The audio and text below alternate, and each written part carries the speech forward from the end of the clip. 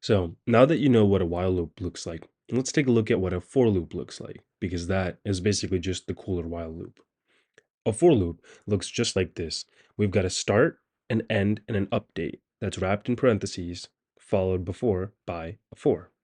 Within the curly brackets, we've got whatever logic you want to include. So let's take a look at an example down here. Here we have a for int I is equal to 0, I is less than 5, I plus plus. What does this mean? So we're saying we're initializing a variable called I, and we're making it start at 0. And we're saying we're going to keep doing this loop until I is 5 or above. And then for every round, we're going to increment I by 1. So we've got the start at 0, we've got the end when I is equal to or greater than 5, and then the update is we're updating I by 1. In this case, we're only going to print out whatever I is, but you could do whatever logic you want in here.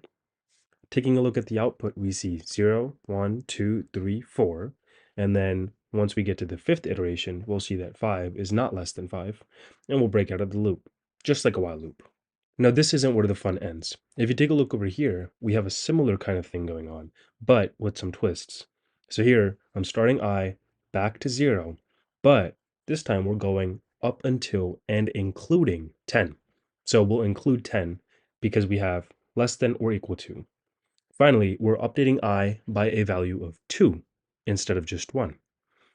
So if you take a look at the output over here, we'll see that we start from 0, we go all the way to 10, and we're going to all the even numbers. So that's a quick crash course on for loops in Java.